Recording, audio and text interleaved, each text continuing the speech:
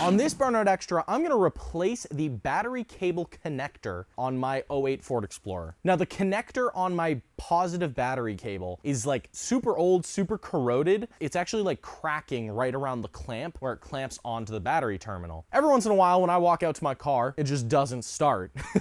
Basically, the connector like disconnects from the battery terminal, and then I got to get out and jiggle it a bunch of times so that it gets a solid connection so I can start my car. So I've got this little guy right here, which is some extra battery cable, you know, connector that I've had lying around, and we're gonna try to swap this into my cable, which is gonna be a little bit of a process. It's not the exact right way to do it. Like if you were to go buy a new connector for this car, it would not be of this style at all. There's a couple different styles it could be. It would not be this one. So this isn't so much of a tutorial as it is more of a general procedure and kind of just like a fun thing to do. But we're gonna go ahead and open up the hood. So right here is the positive battery terminal, and you can kind of see just how loose this is. It doesn't really clamp down anymore because if you actually pull this off and take a look, you should be able to see that there's just a big crack at the base of the clamp here, right before the bolt head. So it doesn't allow the clamp to get tight enough to actually clamp onto the terminal. So that's what we have to replace. And again, like I said, there's a couple different styles of connector that you can get that would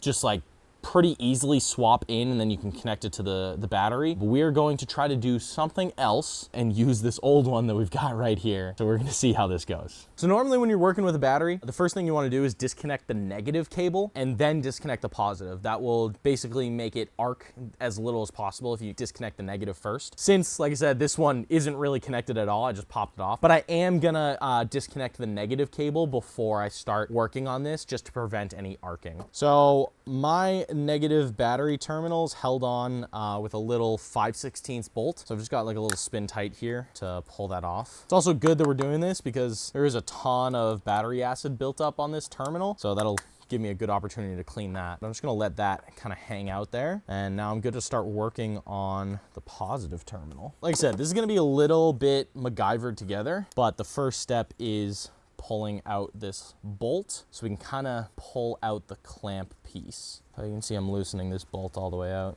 Looking at this, my plan right now is to basically cut off the majority of this clamp right beyond the nut. And then I'm gonna actually use that same nut and bolt to just bolt this cable to the new post or the new connector. And I think that's probably gonna be the best way to do this. When using loud power tools like this, you wanna make sure you always wear ear and eye protection. Where's your eye protection? What?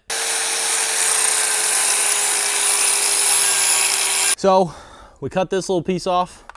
That leaves us with this little piece, which should allow us to just kind of bolt it on there to the new terminal pretty well. Just go like this. Oh, it goes like that. Oh, that's even better. So I was gonna say this bolt head is gonna get in the way with the battery, but when it goes like that, so that's perfect. All right, so I'm just gonna like slap this together. This is gonna take a little bit. Just gotta screw it in there. Now we get the ratchet out. Pretty solid system here.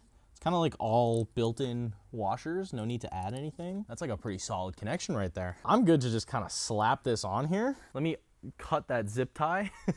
Give myself a little bit more room. We got this brand new old connector hooked up to our also old cable. And we're gonna slap it on our positive terminal. Like I said before, when you're pulling off the cables, you wanna do the negative first and then the positive. And when you're putting them on, you wanna put the positive back on and then the negative. Like I said, that just eliminates like all of your arcing or most of your arcing, and that's just the proper way to do it. I'm gonna slap this guy back on there. These bolts don't need to be super tight on the battery terminal, but you definitely do want them to be tight enough that they're getting a good connection and aren't gonna fall off. You know, 10 foot-pounds of torque, maybe 15. You don't need a ton. So that's why I opted to go with the spin tight over the ratchet, because that will prevent me from over torquing it. Now with this kind of a connector, I mean, that bolt can take a lot more torque, but still you don't need a ton on there. This one I am gonna use a ratchet for, because like I said, this type of terminal and this type of bolt can take a lot more torque, but still not gonna over crank it because you just don't need to. You can see that's not really going anywhere. Give it one little 1/16 of a turn. Now it may look a little funky, but the car kind of looked a little funky before anyways, so who cares?